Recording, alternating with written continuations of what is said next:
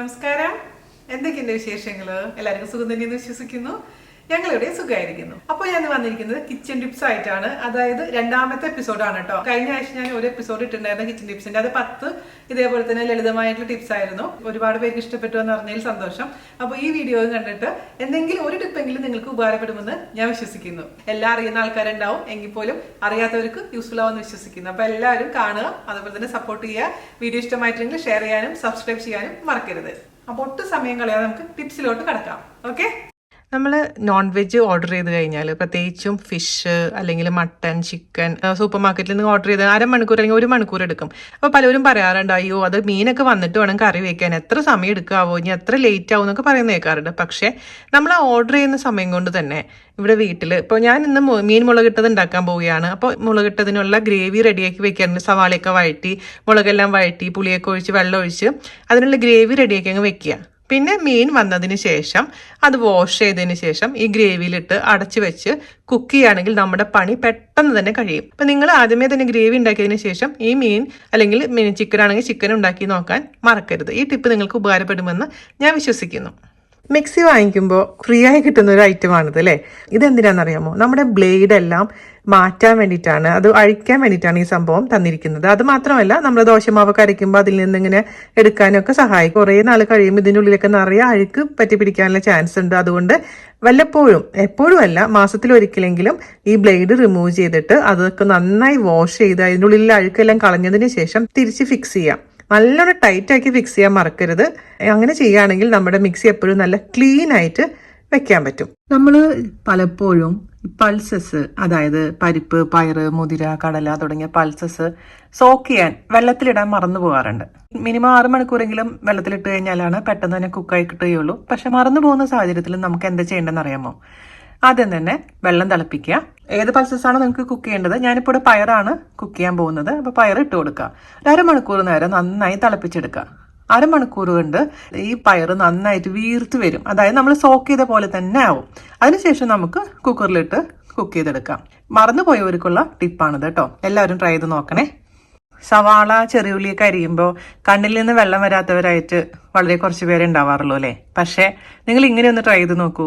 സവാള തൊലിയെല്ലാം കളഞ്ഞ് നന്നായി വാഷ് ചെയ്ത് തുടച്ചതിന് ശേഷം ഒരു സിബ്ലോക്ക് കവറിലോ അല്ലെങ്കിൽ പാത്രത്തിലോ ഇട്ടതിന് ശേഷം നന്നായിട്ട് അടച്ച് ഫ്രീസറിൽ ഒരു മിനിമം 1/2 മണിക്കൂറെങ്കിലും വെക്കാം.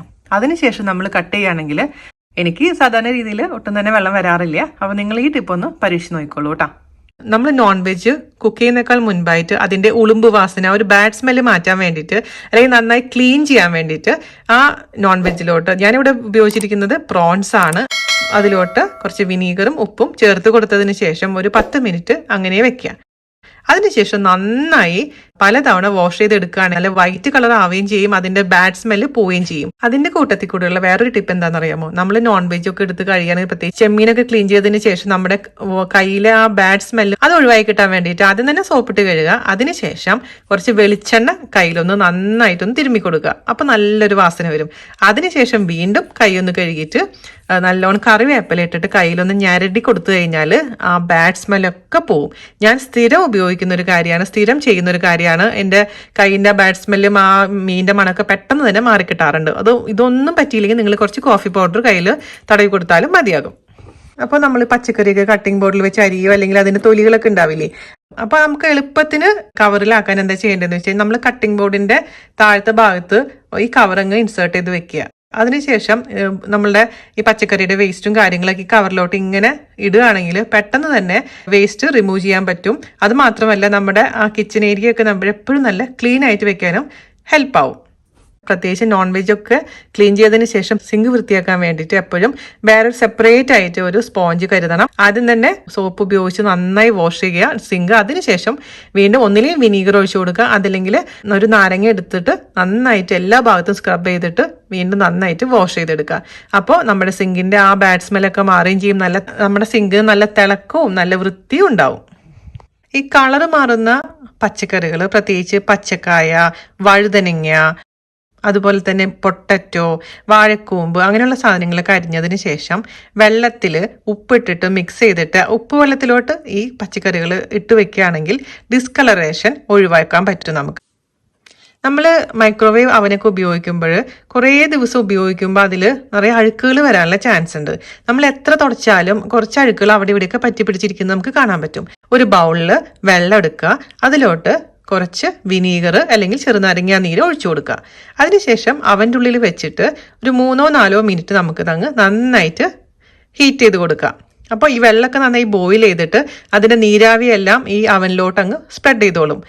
അതിനുശേഷം മൈക്രോവേവ് അവൻ തുറക്കുക.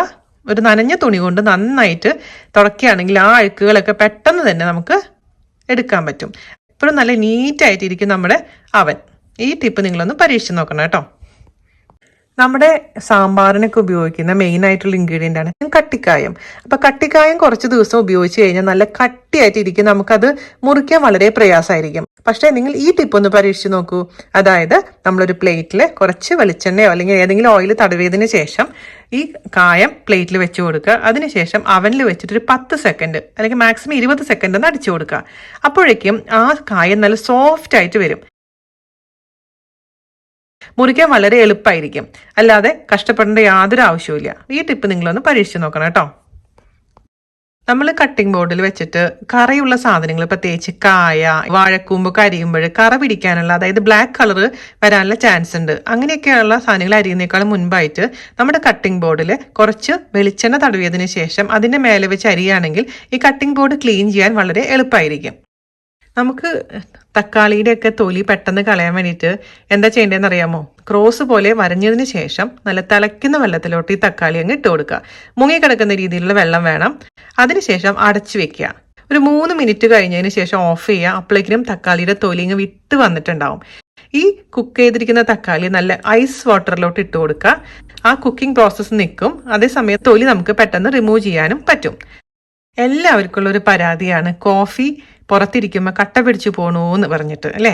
കോഫിയുടെ ബോട്ടിൽ നന്നായിട്ട് അടയ്ക്കുക. ടൈറ്റായിട്ട് അടച്ചതിന് ശേഷം ഫ്രിഡ്ജിൽ സൂക്ഷിക്കുകയാണെങ്കിൽ ഒരിക്കലും നമ്മുടെ കോഫി പൗഡർ കട്ട പിടിച്ചു പോകില്ല. ഒരുപാട് പ്രാവശ്യം നമ്മൾ ഉപയോഗിച്ച് കഴിഞ്ഞാൽ മിക്സിയുടെ ബ്ലേഡിൻ്റെയൊക്കെ മൂർച്ച കുറയാനുള്ള ചാൻസ് ഉണ്ട്. അങ്ങനെ വരുമ്പോൾ നമ്മൾ മിക്സിയിലെ ജാറിലോട്ട് കുറച്ച് കല്ലുപ്പ് ഇട്ട് കൊടുക്കുക.